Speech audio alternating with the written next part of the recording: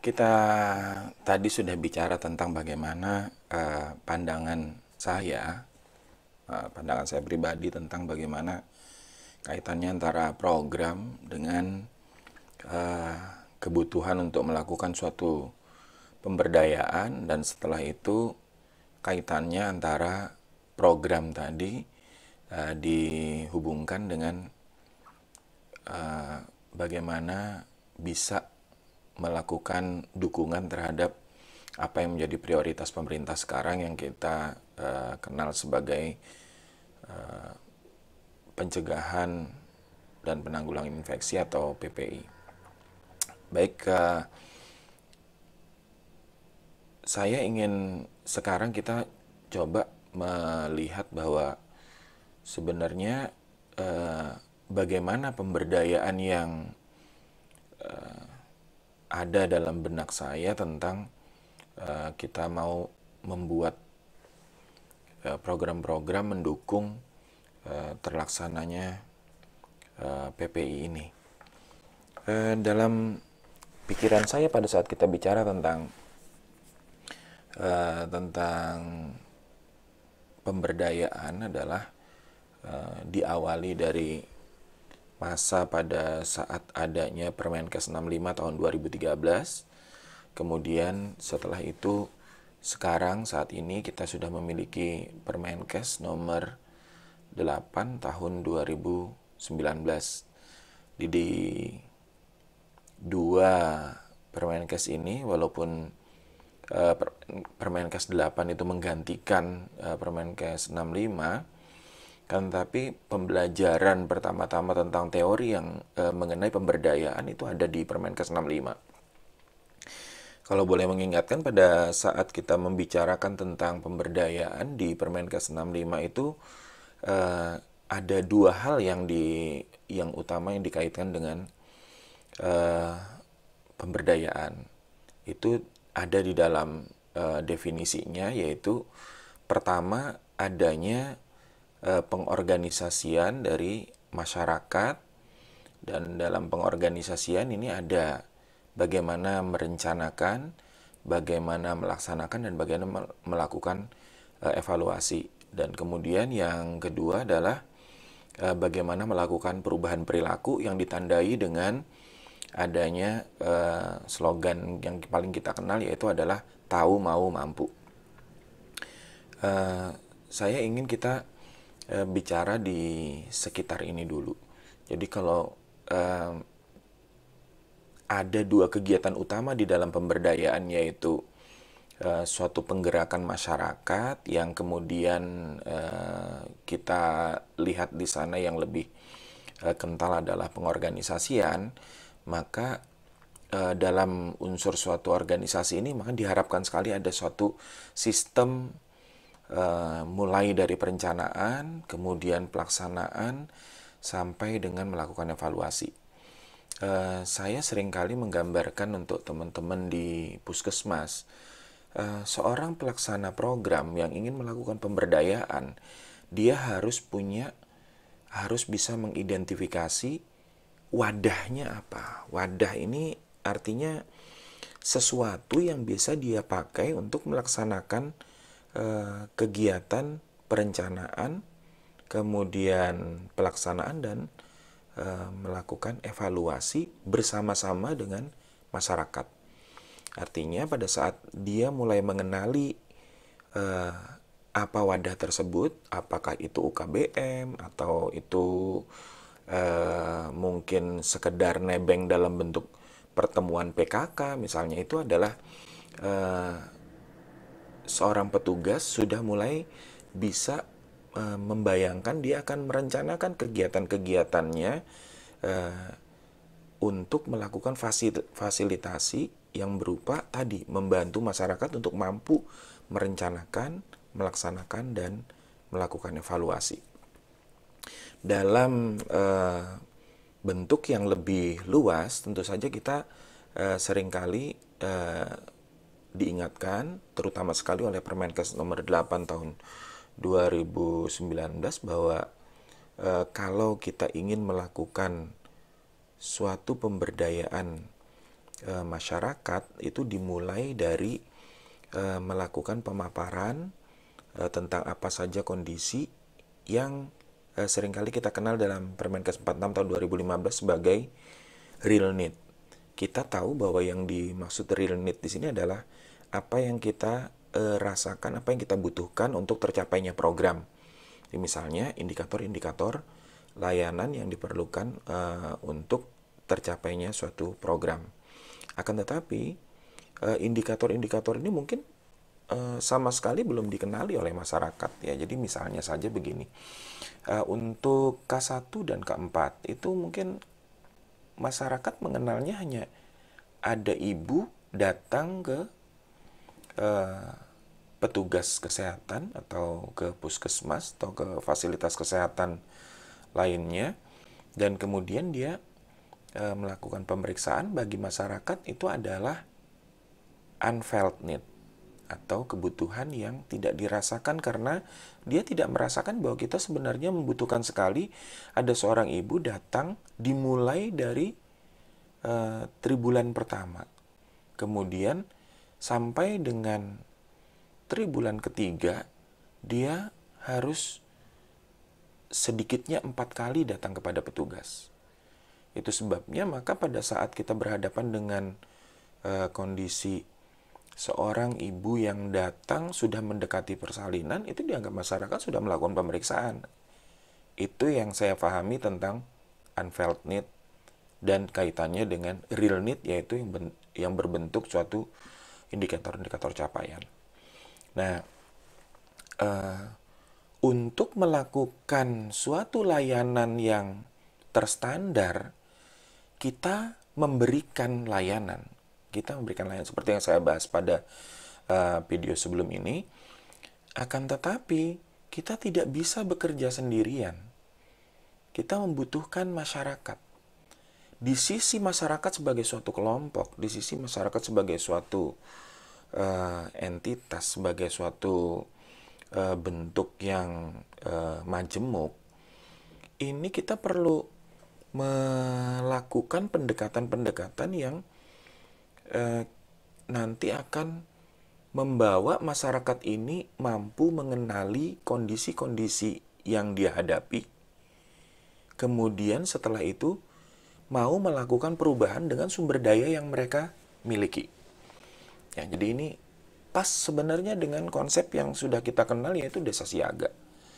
Bisa jadi juga dengan kegiatan-kegiatan lain yang walaupun tidak sejelas desa siaga, karena desa siaga pada sebagaimana kita ketahui sejak dimulai dari adanya tim PKMD dulu, itu juga sudah bentuknya sudah seperti itu, sudah ada pengenalan terhadap kondisi yang dihadapi. Artinya ada penyelarasan dari provider yaitu puskesmas kepada masyarakat bahwa ini loh kondisi yang diharapkan, real need yang sebenarnya ingin dikenalkan kepada masyarakat, kan tapi masyarakatnya unfelt need. Kita berharap ini bisa bergeser menjadi felt need.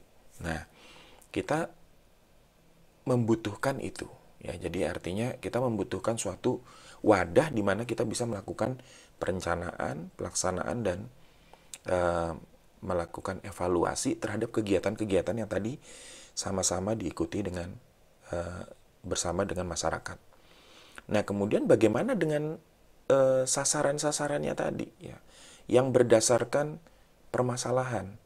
Nah, disinilah kegiatan kedua dari suatu pemberdayaan menjadi bermakna. Artinya begini, pada saat ini sudah ada wadah untuk melaksanakan kegiatan-kegiatan bersama dengan masyarakat, maka ini akan diarahkan kepada kegiatan keduanya, itu terjadinya perubahan perilaku.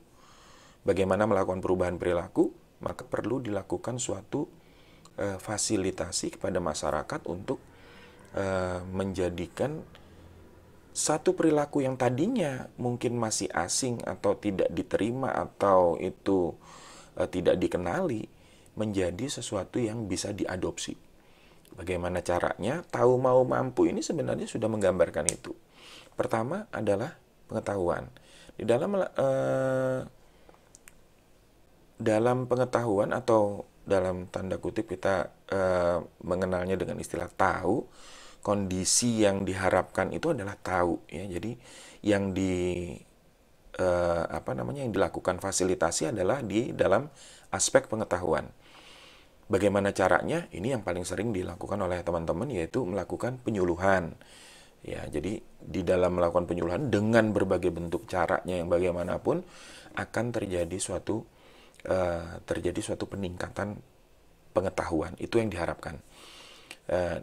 Di dalam bagaimana kita mengetahuinya ada suatu peningkatan, ini bisa juga berbagai macam cara dilakukan. Contohnya pada kelas ibu hamil misalnya, itu adalah pada kelas ibu hamil itu ada pretest dan posttest. Di sana jelas itu nominal yang kita bicarakan bagaimana di pretestnya dapat berapa dan di posttestnya dapat berapa, kan terjadi peningkatan. Nah, ini yang kita bicarakan adalah bagian pengetahuan. Tapi di pengetahuan saja, sebagaimana saya sebutkan ya pada video sebelum ini, tidak cukup. Tidak cukup. Kita tidak bisa hanya membuat masyarakatnya tahu, apalagi kalau kita melihat bahwa kegiatan-kegiatan pemberdayaan ini butuh waktu lama, dan pada saat melaksanakannya kita tidak bisa terlalu konsisten, entah itu karena keterbatasan tenaga, sumber daya lainnya, dana, dan lain-lain. Kemudian ini cukup lama tidak dibicarakan, maka pasti akan terpaksa harus dimulai dari pemberian pengetahuan lagi. Pemberian pengetahuan lagi dari awal. Sehingga ini menurut saya kalau hanya sekedar pemberian pengetahuan atau edukasi saja itu tidak akan mencukupi. Nah, itu masuklah di tahap kedua, yaitu menggugah rasa maunya dan kemudian menyepakatinya. Nah, bagaimana caranya? Ya, disinilah peran kita untuk memberikan kepada individu-individu yang ikut atau kelompok masyarakat yang ikut itu suatu pilihan ya, pilihan. Jadi bahwa dia bisa bersikap mau atau tidak terhadap suatu perilaku yang ditawarkan. Jadi yang kedua dari yang harus dilakukan oleh seorang pelaksana adalah selain dia membentuk wadah, dia harus memahami dulu perilaku apa yang ada di masyarakat yang menunjang masyarakat tadi bisa mengadopsi perilaku itu untuk masyarakat itu sendiri bisa menyambut layanan. Artinya pada saat dia sudah memahami itu sebagai perilaku yang jadi kata kunci di dalam programnya, maka dia akan berusaha untuk bila memberikan pengetahuan, maka yang disasar adalah suatu kegiatan yang berkaitan dengan perilaku tersebut. Ambil contoh pada saat ini misalnya menggunakan masker. Menggunakan masker ya memang yang kita cari adalah supaya masyarakatnya nanti benar-benar mau menggunakan masker tadi. Bagaimana caranya, kita banyak melihat bagaimana upaya-upaya yang dilakukan oleh pemerintah, dilakukan oleh individu-individu tertentu yang care terhadap kesehatan di Indonesia ini sudah berupaya untuk itu bisa terwujud. Tapi itu pemberian pengetahuan, karena itu harus dibarengi dengan tadi adanya tawaran tentang pilihan-pilihan sikap tadi yang tentu saja ini diarahkan untuk sesuatu yang baik. Jadi misalnya kita ingin melakukan itu mungkin sesederhana menanyakan, karena ini bentuknya harus kesepakatan. Jadi sesederhana menanyakan apakah dia mau mengadopsi perilaku itu. Jadi apakah ibu-ibu mau melakukan pemeriksaan di bidan, kita sepakati kita harus melakukan pemeriksaannya satu di tribulan pertama, di tribulan kedua satu kali, tribulan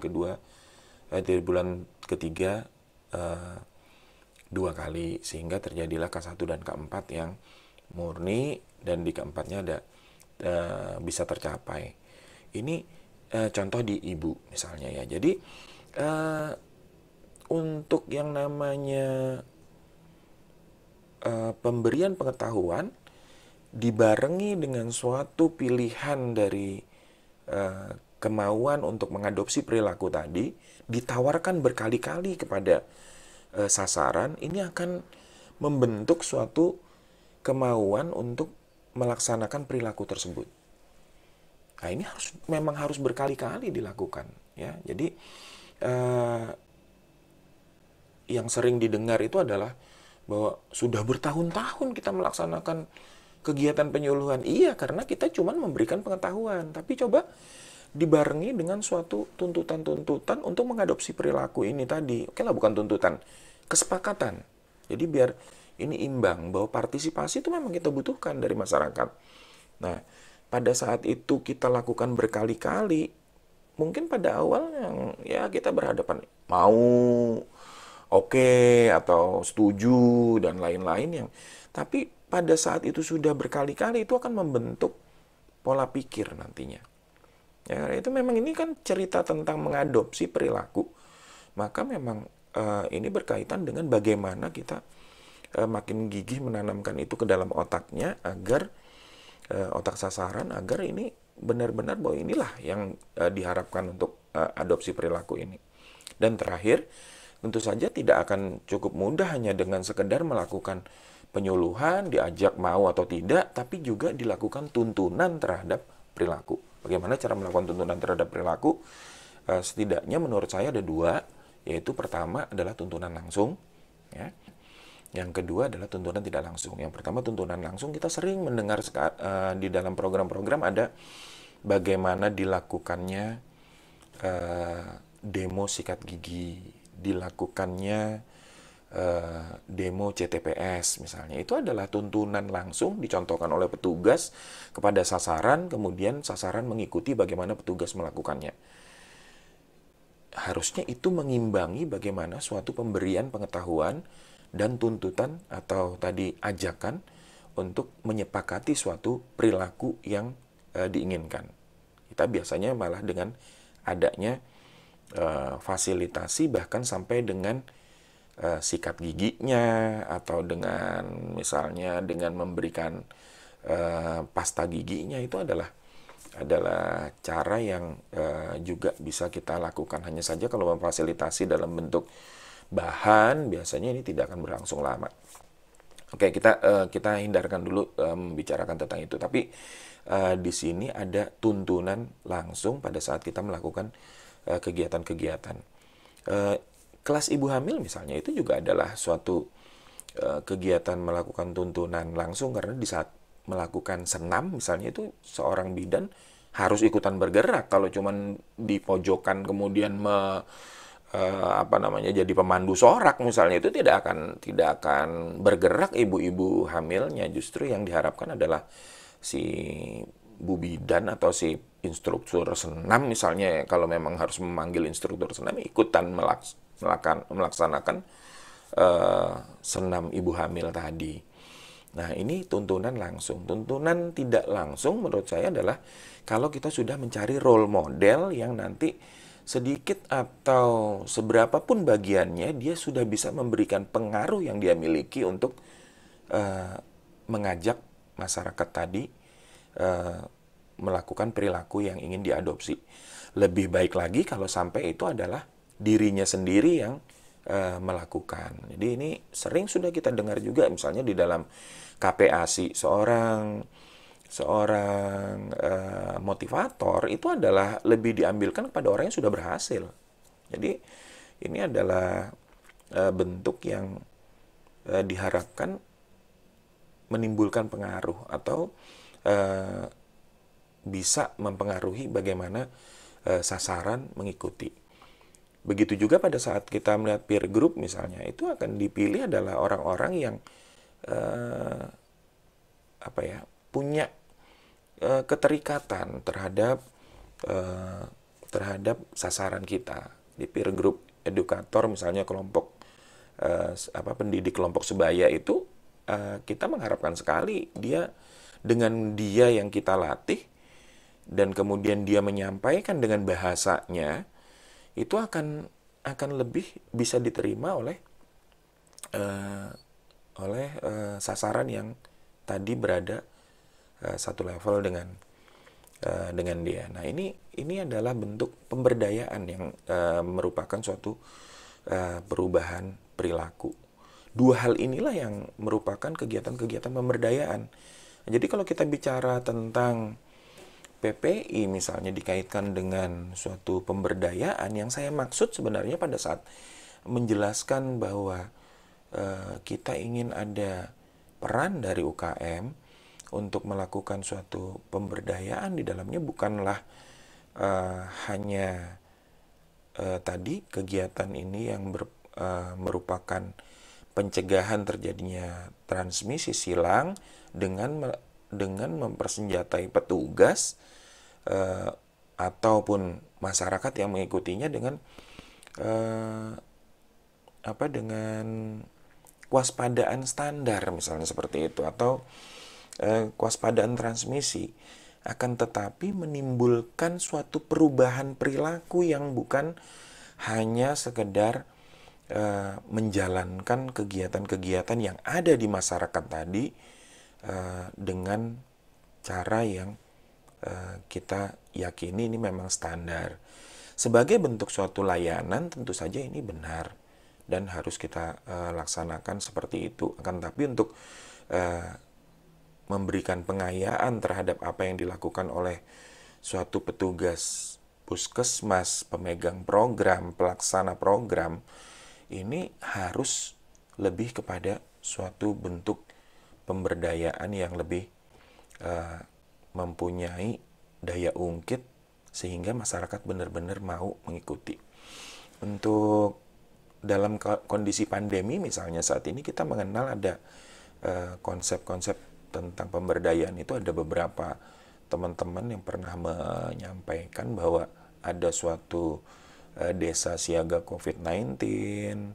Jadi artinya bukan lagi sasarannya misalnya pada seorang ibu hamil, ibu bersalin yang seringkali dibuatkan P4K misalnya untuk melakukan pemberdayaannya dengan penandaan dan lain-lain, tapi juga ada bentuk pemberdayaan tentang penyadaran masyarakat betapa pentingnya untuk mencegah terjadinya penularan COVID-19 ini.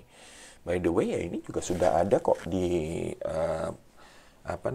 di dalam pedoman-pedoman yang dibuat oleh kementerian, itu sudah ada pemberdayaan masyarakatnya, dan yang diikuti adalah pola yang seperti desa siaga. Jadi atau juga ini yang dilakukan oleh Polri tentang bagaimana adanya desa tangguh, itu ya kurang lebih sebenarnya sama, walaupun memang di dalamnya ada unsur religius yang juga dikaitkan dengan bagaimana tangguh-tangguh lainnya itu bisa menjadi nanti berubah untuk menjadi dukungan kepada suatu kegiatan atau perubahan perilaku. Nah, ini menurut saya secara pribadi ini akan lebih memperkaya kegiatan-kegiatan PPI, sehingga mungkin dengan begini kita justru akan melihat permasalahan-permasalahan tadi bukan hanya petugas yang mampu atau waspada terhadap standar yang harus dilakukan, jangan mencegah transmisi, jangan sampai terjadi, tapi juga masyarakat bukan hanya diajak untuk melakukan itu tanpa punya kesadaran terhadap perilaku yang ingin dirubah, tapi benar-benar terjadi suatu harmonisasi sehingga mendukung masyarakat tadi mendukung untuk melakukan suatu layanan ini atau menjemput suatu layanan ini menjadi lebih meningkatnya akses untuk program yang ingin kita capai tadi. Saya rasa itu dengan dua video ini dengan yang sebelumnya itu mudah-mudahan ini juga bisa menggambarkan pandangan saya bahwa bukan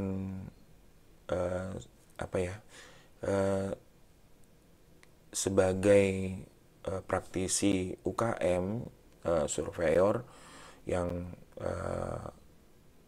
dari 2015 ditugasi untuk melaksanakan survei, mempelajari tentang UKM, saya ingin sekali bahwa teman-teman di UKM juga punya kontribusi lain. Teman-teman di UKM itu rata-rata juga adalah pemberi layanan gitu ya. Jadi sudah sewajarnya harusnya, walaupun kita tahu mungkin ini masih banyak kendalanya, tapi harusnya sewajarnya mereka mengenali PPI dalam konteks kewaspadaan isolasi, tapi juga mempunyai pandangan bagaimana memberdayakan masyarakat agar bisa membantu pencegahan penyakit yang bisa terjadi karena kita lalai misalnya terhadap PPI. Demikian pandangan saya, mudah-mudahan ini bisa memperkaya diskusi kita. Silahkan komen, nanti mungkin kita bisa bahas itu di komen, atau kita bisa sampaikan lagi dalam bentuk video-video lain yang bisa kita diskusikan bersama apa yang masih perlu kita bahas dalam kaitannya antara pemberdayaan dengan program prioritasnya pemerintah, yaitu PPI ini. Baik, demikian. Terima kasih. Assalamualaikum warahmatullahi wabarakatuh.